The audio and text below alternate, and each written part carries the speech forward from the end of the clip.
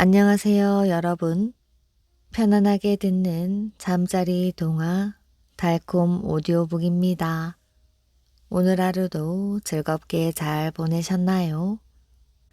오늘도 재미있는 옛 이야기 들으시면서 편안한 밤 되시길 바랍니다. 구독과 좋아요도 부탁드려요. 혼인 내기. 전라북도 순창읍에는 호러민 산성이라고 부르는 산성이 있답니다. 이 근처의 사람들은 장가를 들거나 시집을 갈 때면 산성 앞길을 버리고 일부러 이 성을 돌아서 간답니다. 이 산성에는 이 같은 전설이 숨겨져 있지요. 옛날 순창 고을에 신씨라는 부인이 살고 있었답니다. 그녀는 이름 있는 가문의 교수로 뛰어난 미모와 훌륭한 부덕으로 주위 사람들의 사랑을 받았답니다. 그러나 시집 온 지 얼마 안 되어 남편이 그만 세상을 떠나버리고 말았답니다. 하루아침에 남편을 잃은 신씨 부인은 하늘을 우러러 통곡하며 문을 닫아 걸고 외부와의 접촉을 끊은 채 슬픈 세월을 보냈지요. 청춘의 나이의 절세 미인인 그에게는 여러 사람의 곤고와 갖가지 유혹이 있었으나 개가할 생각은 털큰 만큼도 없었습니다. 그런데 같은 동네 설씨라고 하는 젊은 선비가 살고 있었답니다. 그는 재산도 있고 세력도 가진 이름 있는 선비로 그 역시 일찍 아내를 잃고 호라비로 있는 신세였지요. 설씨는 신씨 부인에게 은밀히 매파를 보내어 혼인을 청하였답니다. 그러나 매파는 신씨 부인의 준엄한 책망만 받고 멀쑥해서 물러나왔지요. 청혼을 받은 신씨는 자신의 굳은 정절에 흠점이나 된 듯 심한 모욕을 느꼈답니다. 설씨는 신씨 부인이 정절이 굳다는 말은 익히 들었으나 자기의 명망이나 권세 앞에 어쩔 수 없이 청혼을 받아들이리라 믿었는데 이렇게 단호하게 거절을 당하고 보니 창피가 말이 아니었지요. 설씨는 옥이라도 생긴 듯 신씨 부인을 꺾어보려고 제3 매파를 보내 달래보았으나 번번이 거절을 당하고 나중에는 점잖은 양반이 채통을 지키라는 훈계까지 받았답니다. 그러나 날이 갈수록 설씨는 가슴을 태웠답니다. 어찌하면 좋을까? 내가 그만 단념을 할까? 입으로는 그렇게 말하면서도 그의 가슴에 한번 불붙기 시작한 신씨 부인에 대한 연정은 가라앉지를 않았답니다. 이러한 마음을 진정하려고 다른 곳에 좋은 배필을 구해보려고까지 하였지만 다른 색시들은 성에 차지 않았지요. 그러므로 들어오는 혼담이 도리어 그 마음을 더욱 괴롭게 하였답니다. 그는 모든 혼담을 다 물리치고 이제는 할 수 없이 술이나 마시고 글이나 지으면서 신씨 부인에 대한 마음을 잊으려고 하였답니다. 그러나 아무 소용없는 일이었지요. 이대로 가다가는 설씨는 병이 날 지경이었답니다. 그는 다시 사람을 신씨 부인에게 보내 자기의 사정을 말하고 달래기도 하고 애원도 해보았지요. 그러나 신씨 부인의 마음은 처음이나 나중이나 조금도 움직이지 않았답니다. 설씨는 결국 초조한 끝에 신씨 부인에게 다음과 같은 무리한 제안을 하였지요. 내가 굽이 석자되는 남학신을 신고 서울을 다녀오기와 당신이 읍의 작은 산에 성을 쌓기와 내기를 합시다. 내가 서울에 다녀오기 전에 당신이 산성을 다 쌓아 놓으면 나는 당신에게 다시는 청혼하지 않을 것이요. 당신이 성을 쌓기 전에 내가 온다면 나의 청혼을 들어주셔야 합니다. 이것은 너무나 어려운 내기였지요. 그러나 신씨 부인은 어떻게 해서든지 자기가 이겨 이 귀찮은 사나이의 청혼을 다시는 입 밖에도 내지 못하게 하리라 생각하고는 내기를 승낙하였답니다. 약속한 날 설씨는 굽이 석자되는 높은 나막신을 신고 서울을 향해 떠났고 그와 동시에 신씨 부인은 연약한 여자의 몸으로 성을 쌓기 시작했답니다. 기어코 성을 쌓기 전에 서울을 다녀와 자기의 뜻을 이루어 보리라는 설씨는 갖은 고생을 다해가며 길을 걷고 있었고 설씨가 오기 전에 기어이 성을 쌓아 그 사나이로 하여금 다시는 혼담을 입 밖에 내지도 못하게 하리라는 신씨 부인은 있는 힘을 다해 성을 쌓아 나갔답니다. 꼭 이겨야지. 이겨야만 해. 일순간도 신씨 부인의 머릿속에는 이런 생각이 떠나지 않았답니다. 1초 동안도 쉬지 않은 그의 팔다리는 해가 서산에 떨어지려 할 때 성 쌓는 일을 마쳤답니다. 한숨을 쉬고 허리를 펴며 신씨 부인은 내가 이겼겠지. 제 아무리 장사인들 굽이 석자나 되는 나막신을 신고 서울을 갔다 오기가 그리 쉽지는 않을 것이야. 하고 얼굴을 들어 서울길을 바라보았답니다. 그 순간 신씨 부인은 깜짝 놀랐지요. 그의 앞에는 막 설씨가 돌아와 있는 것이었답니다. 그러나 신씨 부인은 이미 성을 다 쌓아놓은 뒤였으므로 미소를 띠고 설씨를 쳐다보았답니다. 그때 설씨는 무엇을 눈치챘는지 벼랑간 내가 이겼어 하고 소리를 지르고 좋아 날뛰었답니다. 신씨 부인은 영문을 몰라서 어리둥절하고 있는데 설씨는 부인의 치마를 가리키며 말을 했지요. 보시오. 아직 치마의 흙도 털지 않고 있으니 이것은 일이 끝나지 않은 것이나 마찬가지가 아니겠소. 내기는 내가 이긴 것이오. 그제서야 신씨 부인은 치마를 내려다 보았답니다. 과연 흙 투성이 그대로였지요. 그는 성을 다 쌓은 것에만 만족하여 마음을 놓고 흙도 털지 않고 있었던 것입니다. 이렇게 하여 신씨 부인은 진 것이 되었답니다. 신씨 부인은 눈을 감고 조용히 생각을 해보았답니다. 자신이 지지 않았다고 향변할 수도 있었지만 설씨가 저렇게 나오니 자기가 내기에서 이겼다고 떠들어댈 것은 뻔한 일이고 그렇다고 자기의 천금보다 귀한 절개를 굽힐 수는 없었답니다. 그리하여 신씨는 차라리 죽는 것이 낫겠다고 결심을 하고 깊은 물속으로 몸을 던져 목숨을 끊어 남편의 뒤를 따랐답니다. 그 뒤로 이곳 사람들은 신씨 부인이 쌓아놓은 성을 홀어미 산성이라고 불렀다고 합니다. 무학 대사가 만난 노인. 태조 이성계가 조선이라는 나라를 세웠을 때의 일입니다. 어느 날 그는 무학 대사에 대한 소문을 듣고 신하를 불러 물었지요. 우리나라에 무학 대사라는 스님이 계시는가? 예, 아주 신통하고 훌륭한 분이시지요. 그분이 어디에 계시는가? 당장 모셔올 수 있겠는가? 그분을 나의 스승으로 삼아야겠다. 전하, 그분은 한 곳에 머무르지 않고 여기저기 구름처럼 떠돌아다닌다고 합니다. 그렇다면 수소문을 하여 찾아야지.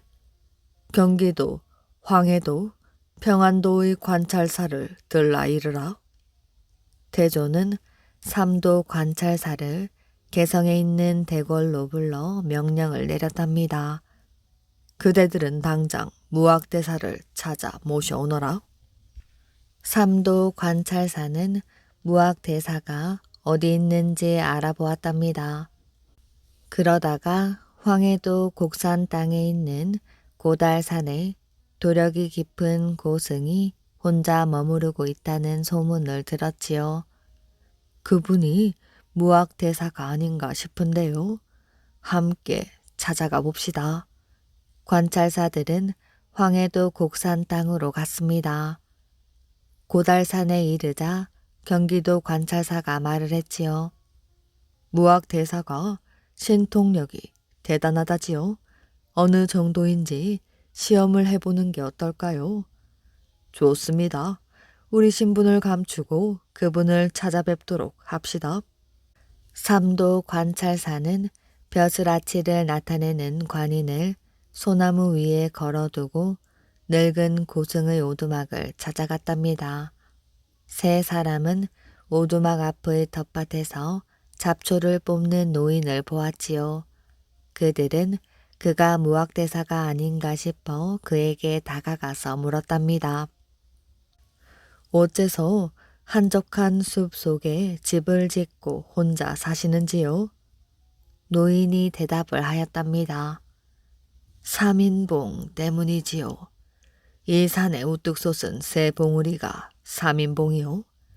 이곳에 오두막집을 짓고 살면 경기도 황해도 평안도 관찰사가 찾아와 세 개의 관인을 소나무 가지에 걸어둘 거라나요?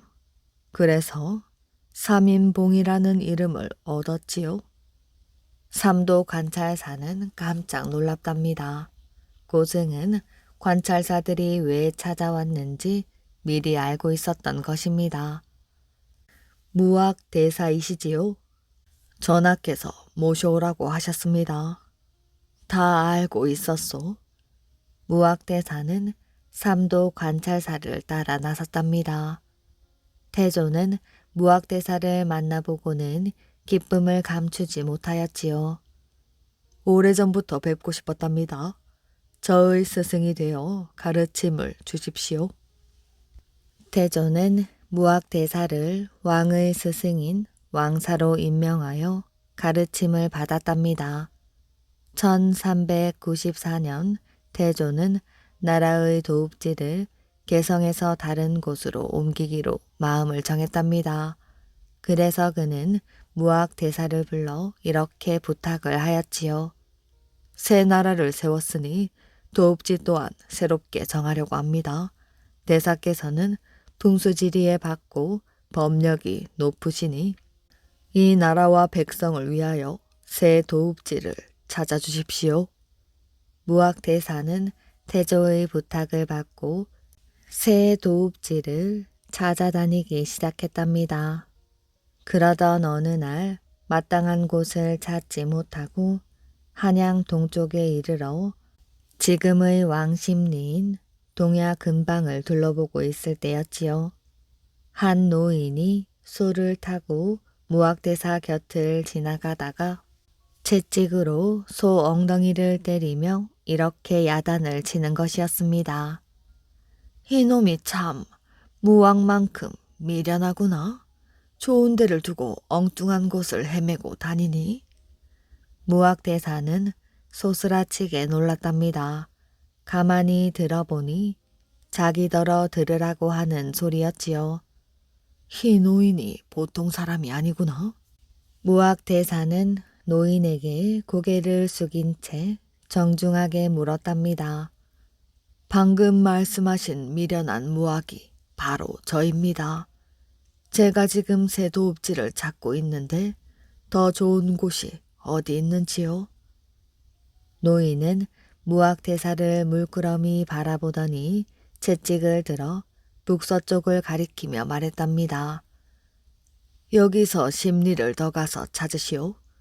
무학대사는 노인이 가르쳐준 대로 북서쪽으로 십리를 더 가보았답니다. 그러자 사면이 높고 빼어난 데다 주위가 아늑한 아주 좋은 터가 있었지요.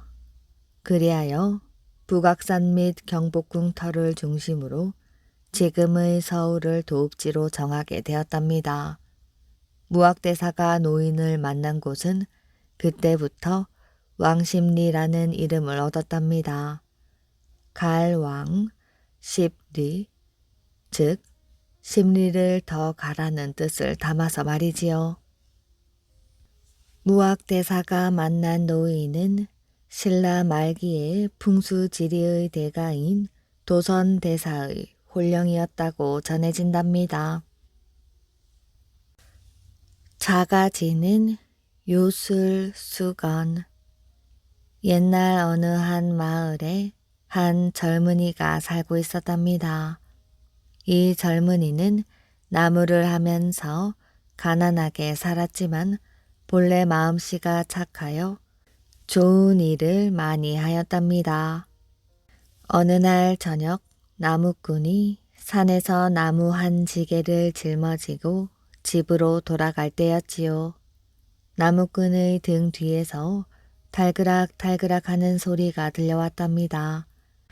누가 뒤를 따라오는 것만 같아 돌아보았으나 아무도 따라오는 것이 없었답니다.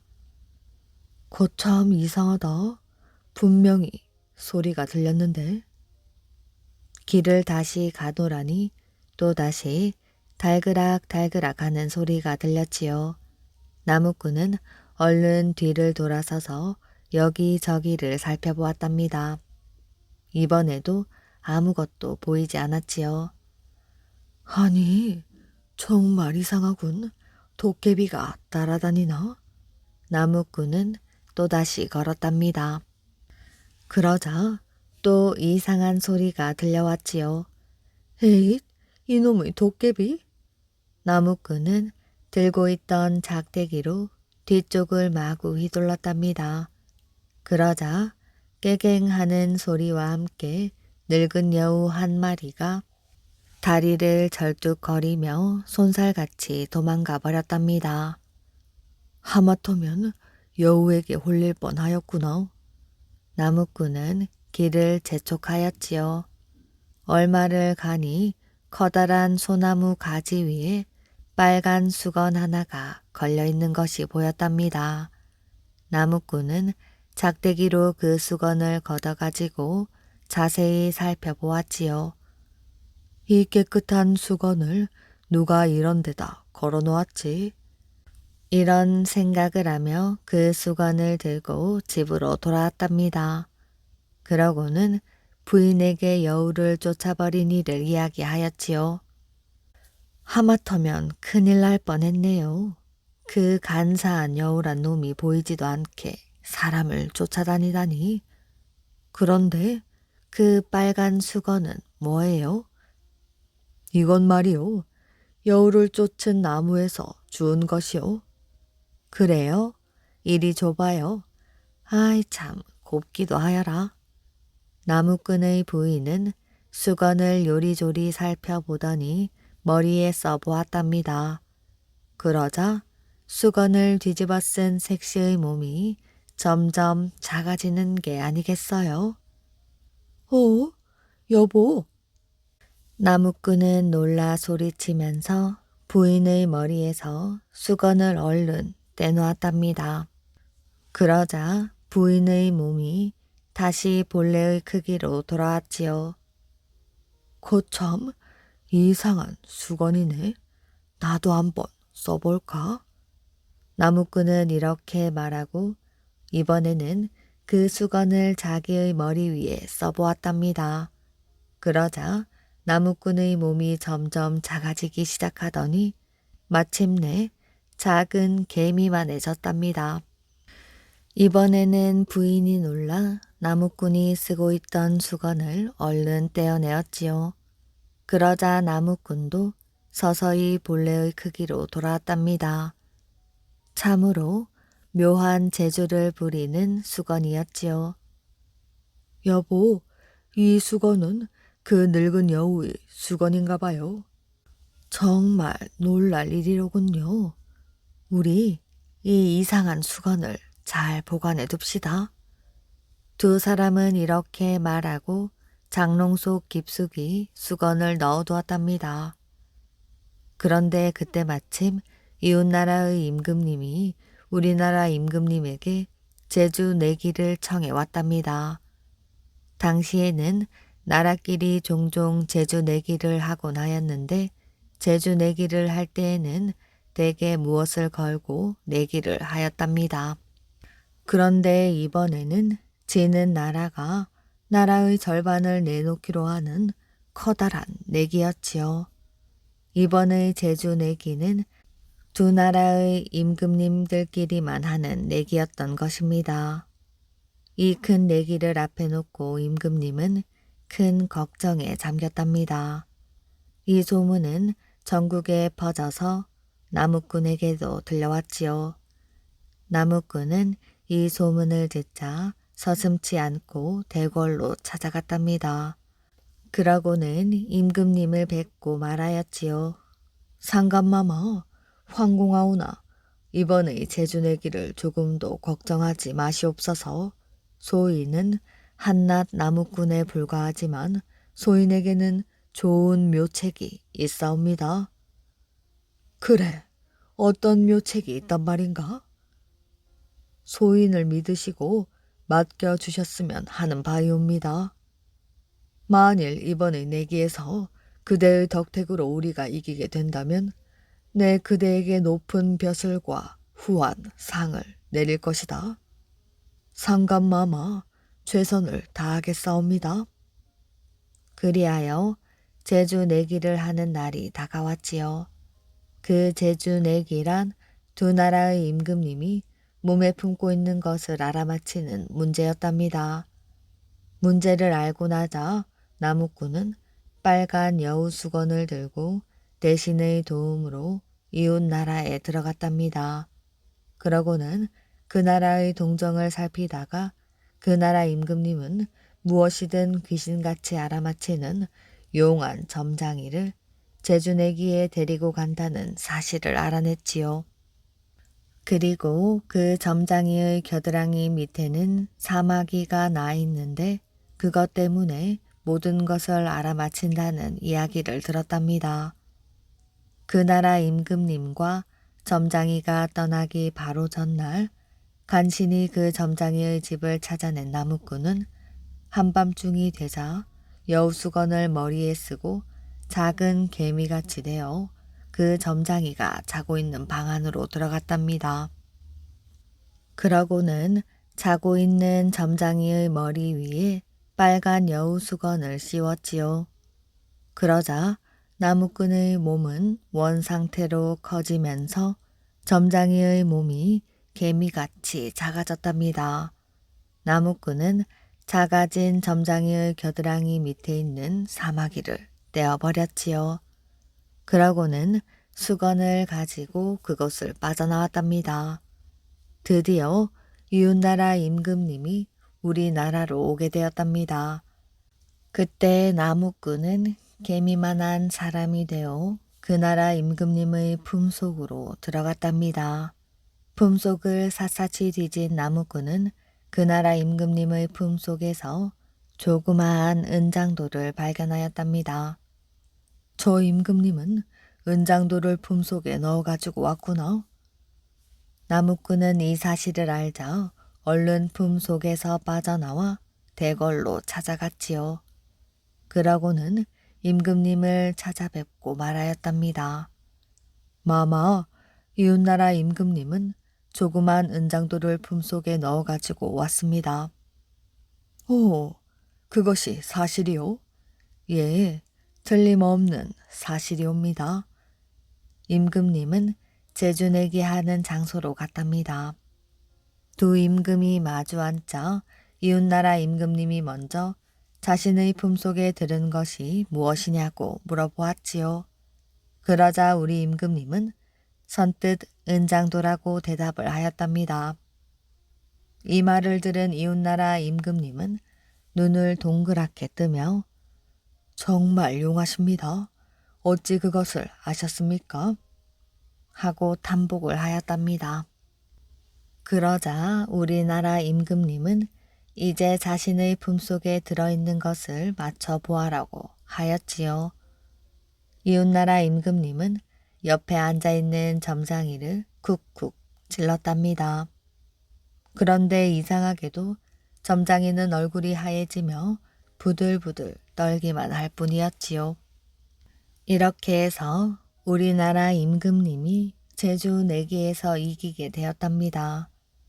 이웃나라에서 온 일행이 돌아가자 임금님은 나무꾼에게 말하였답니다. 정말 고맙소. 그대 덕분에 내 큰 내기에서 이기게 되었으니 내 그대에게 많은 상금과 함께 높은 벼슬을 주리다. 그 후로 마음씨 착한 나무꾼은 그 마을의 감사가 되어 부인과 함께 오래오래 행복하게 살았다고 합니다. 신통한 제주.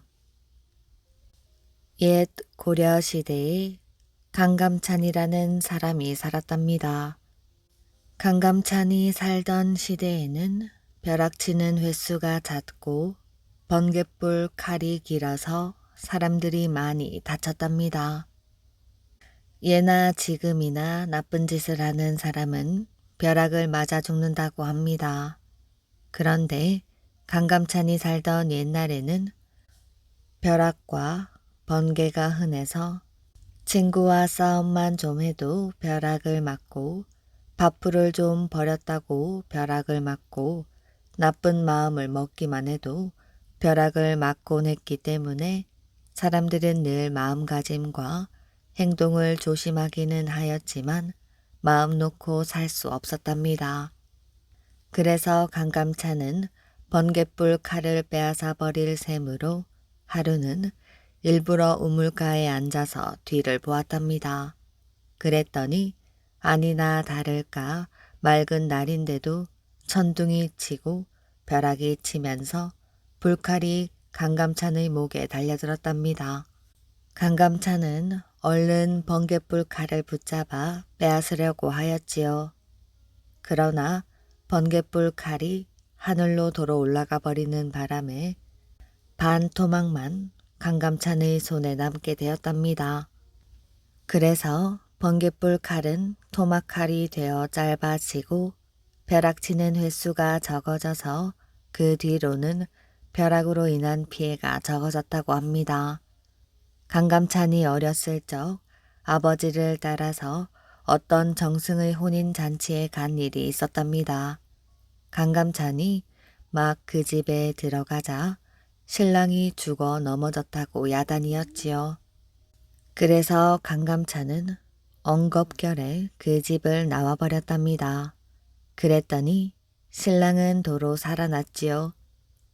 강감찬은 이상하여 다시 그 집에 들어갔답니다. 그랬더니 신랑은 또 넘어가고 말았지요. 강감찬은 이것을 보고 아마도 요사가 있다고 그 신랑의 몸에다 손을 댔답니다. 그랬더니 신랑이 벌떡 일어나 제주를 3번 넘더니 큰 구미호가 되어서 죽어 넘어졌답니다. 강감찬은 하인들에게 너희들 오다가 신랑의 가마를 어디 내려놓고 쉬었느냐? 하고 물었지요. 하인들은 아무 나무 밑에서 가마를 내려놓았다고 말했답니다. 강감찬은 사람을 보내어 그 나무 속을 뒤져보라고 하였지요. 하인들이 나무의 홈을 뒤져보았더니 거기에 신랑이 정신을 잃고 있었답니다. 신랑이 그 나무 밑에서 쉬고 있는 동안에 그 나무 홈에 살던 여우가 나와서 이 신랑을 그 나무 홈에 잡아놓고 자기가 사람으로 둔갑해가지고 신부 집으로 온 것이지요. 그런데 강감찬과 같이 영특한 사람을 보고 그만 겁이 나 도망가려다 잡혀 죽은 거랍니다. 그래서 사람들은 그 뒤부터 강감찬을 제주가 신통하고 뛰어나다 하여 이인이라고 불렀답니다. 강감찬은 그 뒤 나란 일로 팔도 강산을 돌아다니게 되었답니다. 한 번은 전라도 순창에 묵게 되었는데 동헌이 있는 응향각이라는 집에서 자게 되었답니다. 그때는 여름이었지요. 그런데 응향각 앞에 있는 연못에서는 개구리가 요란스럽게 울고 모기는 윙윙거리며 달려들어 잠을 잘 수가 없었지요. 그래서 강감찬은 종이에다 글을 써서 하나는 연못에다 던지고 하나는 공중에다 던졌답니다. 그랬더니 개구리는 곧 울음을 그쳐 조용해지고 모기도 물지 않더라고 합니다. 사신으로 일본에 간 사람. 옛날 우리나라에 사명당이라는 유명한 도승이 있었답니다. 그의 지식은 끝없이 깊고 그의 재주는 매우 뛰어나서 여러 가지 놀랄 만한 일을 많이 했다고 합니다. 그런데 이분은 원래 스님은 아니었답니다. 젊었을 때에는 여느 사람과 마찬가지로 유교 공부를 하던 선비였지요. 사명당에게는 형님이 한 분 있었는데 그 형님은 어린 아들을 하나 낳아놓고는 세상을 떠났지요.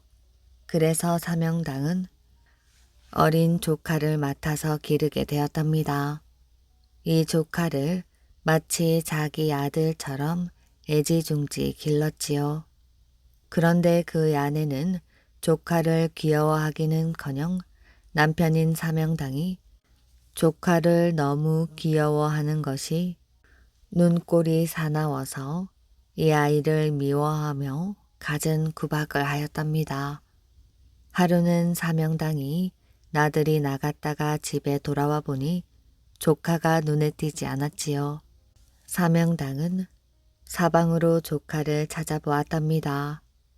갈만한 데를 모두 가보았지만 보이지 않고 알만한 사람한테 물어보았지만 아무도 모른다고 하였지요. 그러던 어느 날 우연히 뒷간에 갔다가 잿더미 속에 어린 조카가 파묻혀 죽어 있는 것을 보았답니다.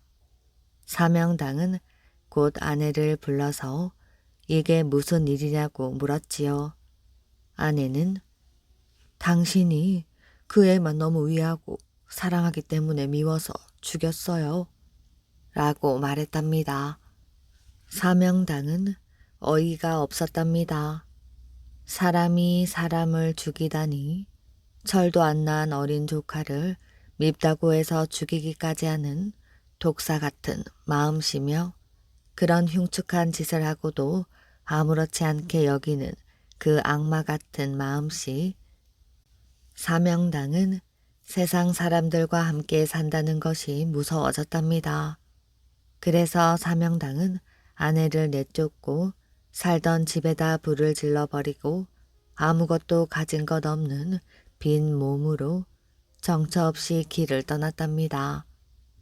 여기저기 돌아다니다가 평안도에 있는 묘향산이란 명산으로 갔답니다. 그리고 거기에 있는 보현사라는 절에서 스님이 되어 불경 공부를 열심히 하였지요. 그때 금강산에는 서산대사라는 도승이 있었답니다. 사명당은 서산대사가 얼마나 공부를 하였는지 알고 싶어 금강산으로 서산대사를 찾아갔지요. 사명당은 금강산 산 골짜기에 흐르는 시냇물을 거꾸로 흐르게 하면서 서산대사가 있는 절로 갔답니다.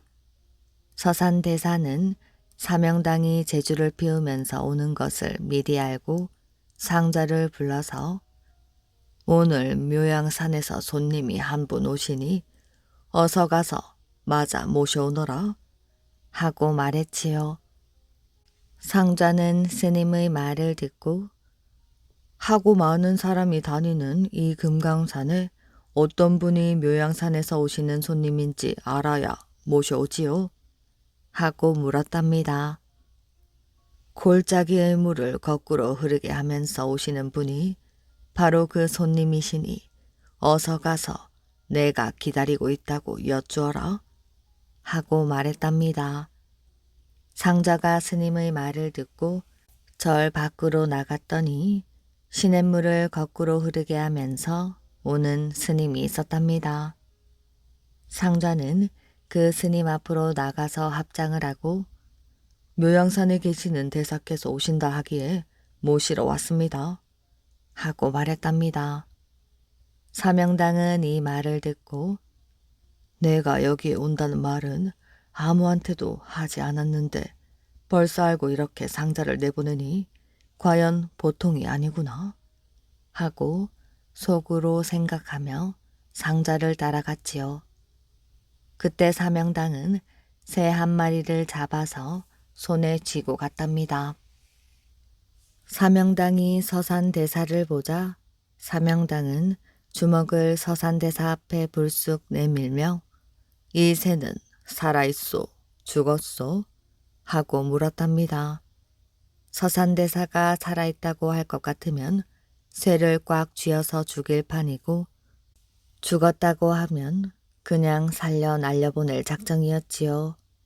서산대사는 사명당의 말을 듣고 빙긋이 웃었답니다.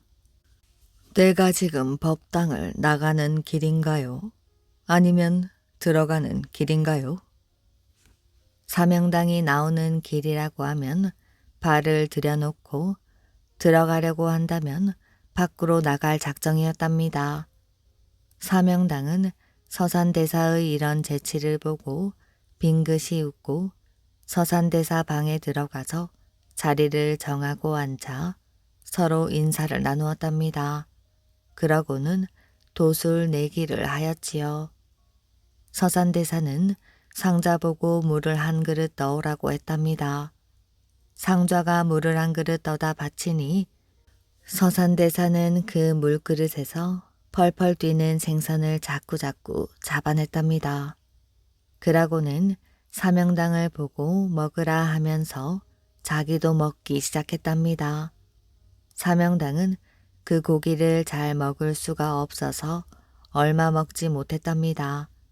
그러나 서산대사는 맛있게 그 많은 고기를 다 먹어버렸지요. 그러더니 먹었던 고기를 다시 물그릇에 다 토해내놓으니 고기들은 아무 일 없었다는 듯 살아나 꼬리를 치며 물속을 헤엄쳐 돌아다녔답니다. 사명당은 이것을 보고 먹었던 고기를 물속에 토해내었지요. 그런데 그 고기는 잘 움직이지 못했답니다. 그 다음에는 계란 쌓기 재주를 겨루었지요. 사명당은 계란을 아래쪽에서 위쪽으로 쌓아 올렸답니다. 그런데 서산대사는 공중에서부터 아래쪽으로 쌓아 내려왔답니다. 이런저런 내기를 하는 동안 점심때가 되었지요. 서산대사는 우리 점심에는 국수나 먹읍시다 하더니 날카로운 바늘이 하나 가득 담긴 그릇을 내놓고 먹으라고 하였지요. 사명당은 바늘을 먹을 수가 없어서 그저 바라보고만 있었답니다. 그런데 서산대사는 그 바늘을 아주 맛있는 듯 자꾸 먹고 있었답니다. 사명당은 자기의 학식이나 도술이 도저히 서산대사에게 미치지 못한 것을 알게 되었답니다. 그래서 서산대사의 제자가 되겠다고 하였지요. 그 뒤 여러 해가 지나 임진년, 임진왜란이 일어났답니다. 8년 동안 우리나라는 싸움터가 되었지요. 임금은 멀리 의주라는 데까지 피난을 가고 수만 명의 사람이 억울하게 죽고 재산이 불타버렸으며 온갖 귀중한 보물을 빼앗겼답니다. 이러한 난리를 막으려고 사명당은 우리나라 팔도를 돌아다니며 절에다 사발통문을 돌리어 스님들도 모두 나서서 국난의 나라를 구해야 한다고 외쳤답니다. 수많은 스님들도 모두 나서서 의병이 되어 일본군과 싸웠답니다. 한 번은 사명당이 영남 지방에서 싸우고 있었는데 일본의 한 장수가 사명당의 용맹과 귀신 같은 전략에 tam복하고 한번 만나보자고 기별해 왔답니다. 사명당은 서슴지 않고 아무 무기도 갖지 않고 혼자서 왜군들이 진을 치고 있는 데로 갔지요. 왜군들은 사명당의 용기를 꺾고 겁을 먹게 하느라고 사명당이 오는 길에 수천 명의 군사로 하여금 창과 칼을 높이 빼어 쳐들고 있게 하였답니다. 그런데 사명당은 조금 더 겁내는 기색 없이 당당한 걸음으로 그 사이를 걸어 들어갔답니다. 외장은 이러한 사명당의 모습을 보고 그 대담하고 위험스러운 기상에 도리어 기가 꺾였답니다. 사명당과 외장은 서로 마주 앉았답니다. 외장이 사명당을 보고 먼저 말을 꺼냈지요. 그대의 나라에 무슨 보물이 있는가? 네 머리가 보물이지. 내 머리가 보물이라니. 우리나라 임금님의 영에 의하면 네 머리를 얻어오는 자에게는 천금을 주고 종사품의 무관벼슬에 봉한다고 하셨으니 네 머리가 보물이 아니겠느냐? 외장은 이와 같은 기상에 놀리어 감히 해칠 생각을 못하고 잘 대접하여 돌려보냈답니다. 8년이나 끌었던 난리가 끝나고 우리나라와 일본이 강화 조약을 맺게 되었답니다. 그러나 일본 사람이 전쟁 중 우리나라에서 잔인한 짓을 많이 했기 때문에 우리나라 사람은 일본과 맞서기를 싫어하였고 따라서 강화 조약을 맺는 사신으로 가려는 사람이 없었답니다. 사명당은 자기가 사신으로 일본에 가겠다고 자청하였지요. 일본에서는 아주 재주가 비상하고 훌륭한 사명당이라는 도승이 사신으로 온다는 말을 듣고 이런 도승과 담판하다가는 어떤 해를 입게 될지 염려가 되어서 사명당을 죽여 없앨 작정을 하였답니다. 그래서 사명당이 일본에 도착하자 미리 새로 지은 집에다 들게 하고는 문을 모조리 밖에서 잠그고 태워 죽이려고 하였답니다. 사명당은 이러한 꾀를 미리 다 알고 방의 사면 벽에다 얼음 빙자를 써서 붙여 놓았지요. 일본 사람은 몇 날 며칠을 계속해서 불을 떼었답니다. 쇠집이 손도 댈 수 없게 되자 사명당이 타 죽은 줄 믿고 방문을 열어보았지요.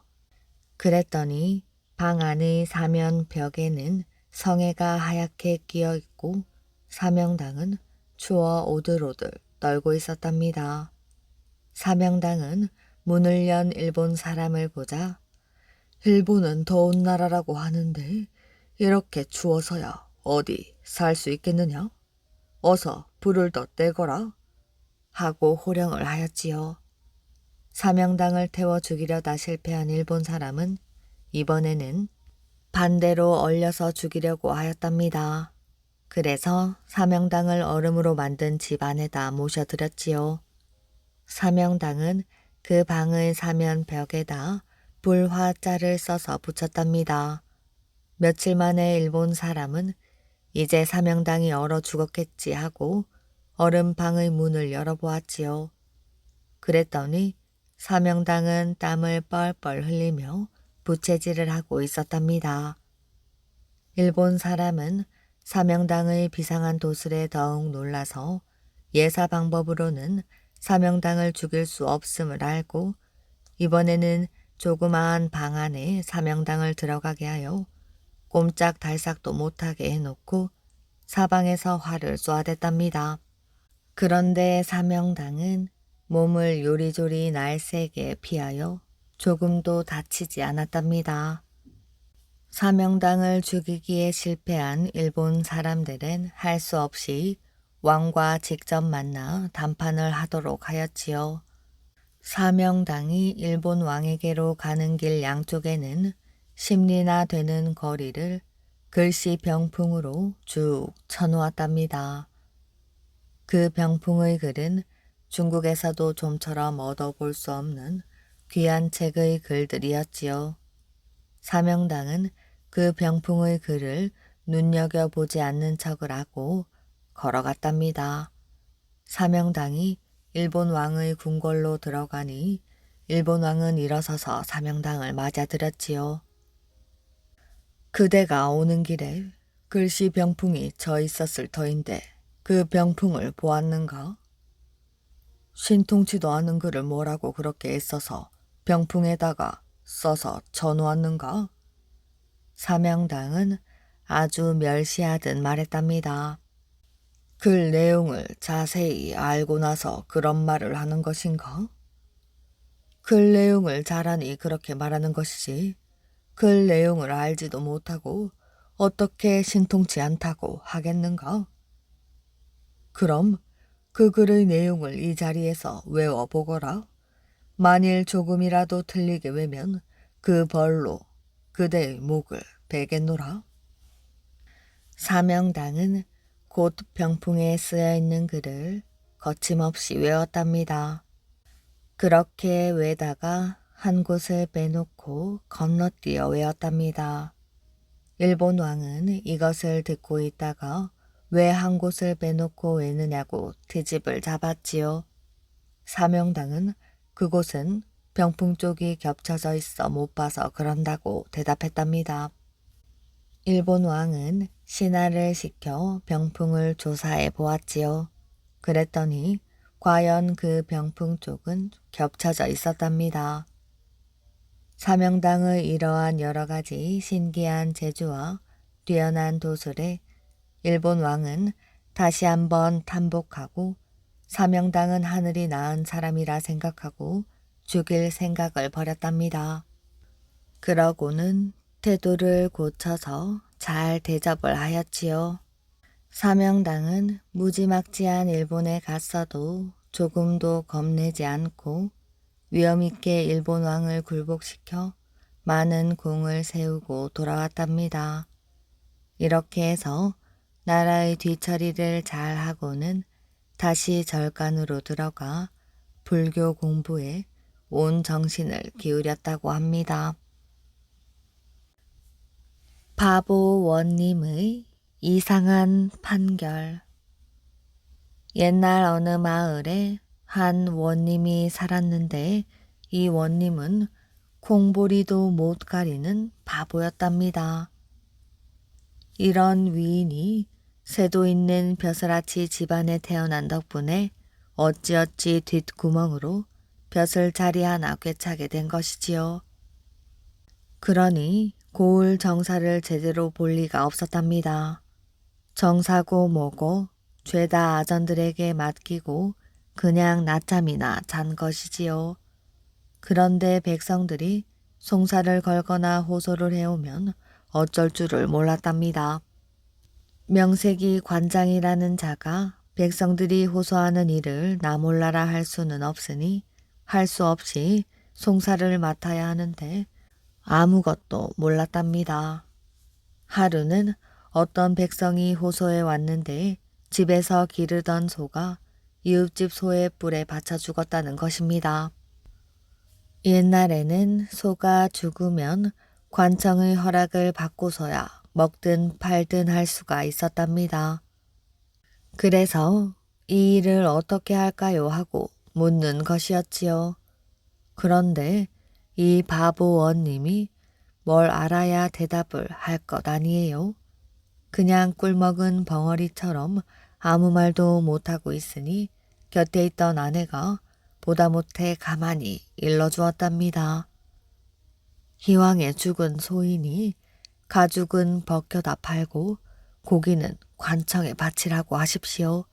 그러면 고기값을 쳐줄 터이니 가죽과 고기를 판 돈으로 조그만 송아지라도 한 마리 사서 기르라 하십시오. 그러면 얼마 뒤에는 큰 소가 될 터이니 아니 좋은 일이냐고 하십시오. 바보 원님이 그 말을 듣고 한마디도 빼고 보탤 것도 없이 그대로 앵무새처럼 말을 했답니다. 백성이 듣고 보니 참 그럴듯한 말이었지요.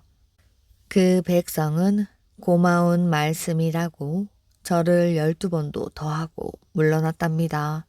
나가서도 우리 원님이 바보라더니 너무 똑똑하기만 하더라고 동네방네 소문을 내서 이 원님이 칭송을 많이 받았답니다.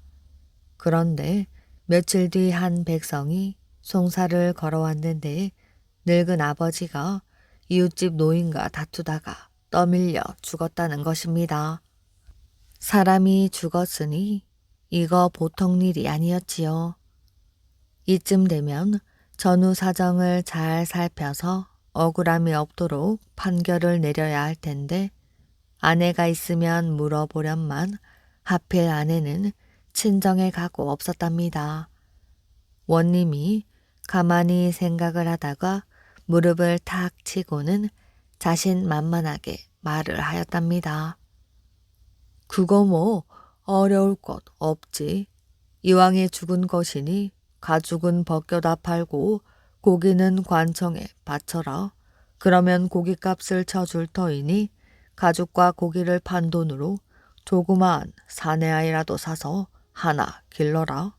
그러면 얼마 뒤에는 네 아버지가 될 터이니 아니 좋은 일이냐? 국상이 된 농부. 왕실의 외척 반란을 진입한 고국 천왕은 정사를 더 이상 왕실의 일가 친척들 손에 맡겨서는 안 된다고 생각하고 전국에 영을 내려 백성들로부터 직접 어질고 훌륭한 인재를 추천받았답니다. 그렇게 해서 동부와 서부, 남부와 북부 모두의 백성들이 각자 여러 인물들을 추천하였는데 그 중에서 동부에 사는 안유라는 인물이 가장 많은 추천을 받았답니다. 고국 천왕은 안유를 불러들여 사람됨을 살펴보니 학덕이 높고 인품이 빼어났답니다. 고국 천왕이 기쁜 마음으로 안유를 등용시켜 정사를 모두 맡기려 하자 안유는 왕 앞에 나가 이렇게 말했답니다. 대왕폐하, 소신은 나라 정사를 맡을 만한 인물이 못 되옵니다. 황공하오나 소신 대신 을파소를 데려다 그 일을 맡기시는 것이 합당할 것이옵니다. 안유의 말에 고국 천왕이 물었답니다. 을파소라는 자는 대체 어떤 인물인가? 을파소는 선대의 왕이신 유리명왕 때 대신을 지낸 을소의 손자이옵니다. 대왕폐하, 을파소는 성품이 강직하고 재주 또한 비범하여 그를 아는 사람들은 누구든지 그의 말을 믿고 따릅니다.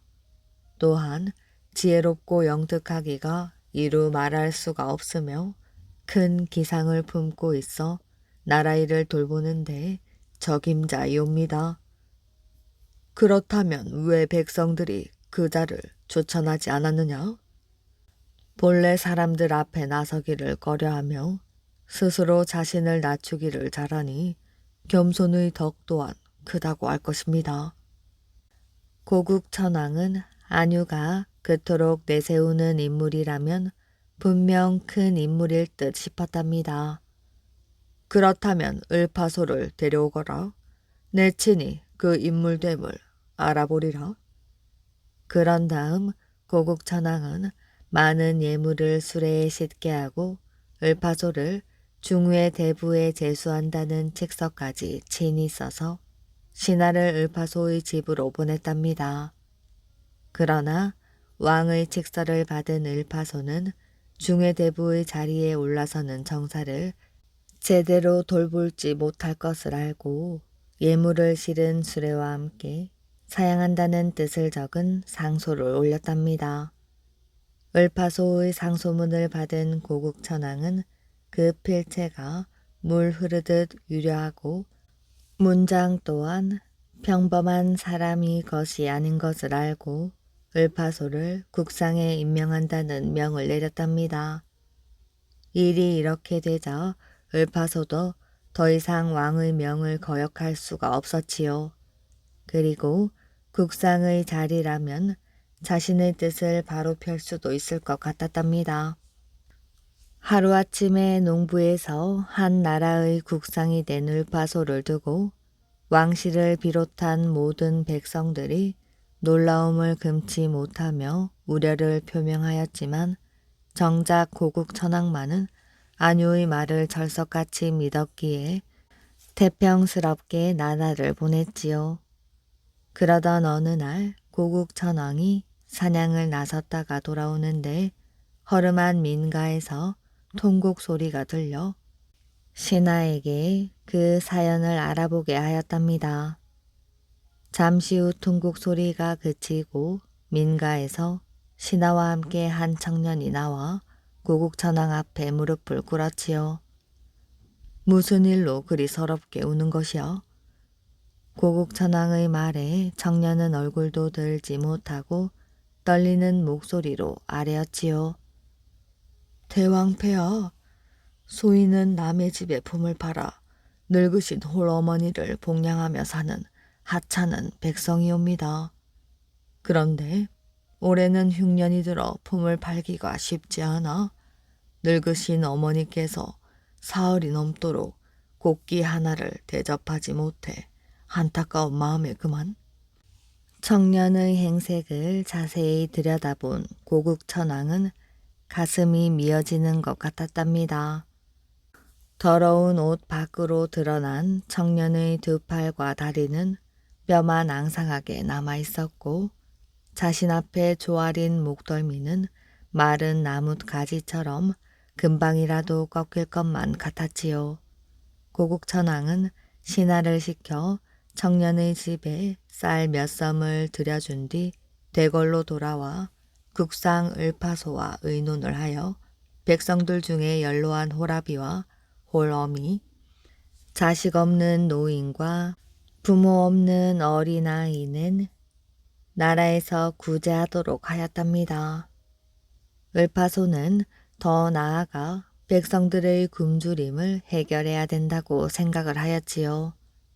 그래서 먹을 것이 바닥나는 춘궁기에 나라에서 백성들에게 곡식을 빌려주고 가을이 되어 추수가 끝난 다음에 약간의 이자를 보태어 갚도록 하는 제도를 실행하였는데 이것이 바로 진대법이지요.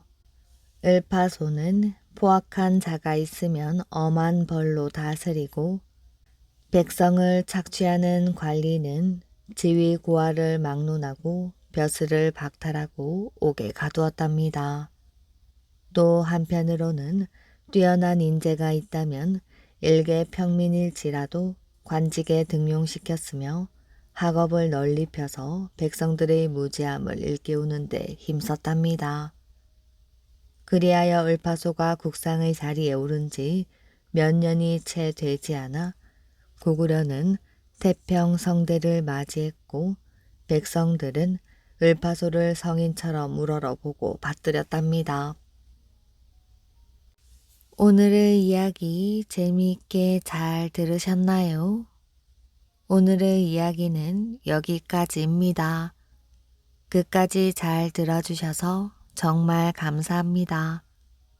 오늘도 편안한 밤 되시길 바랍니다.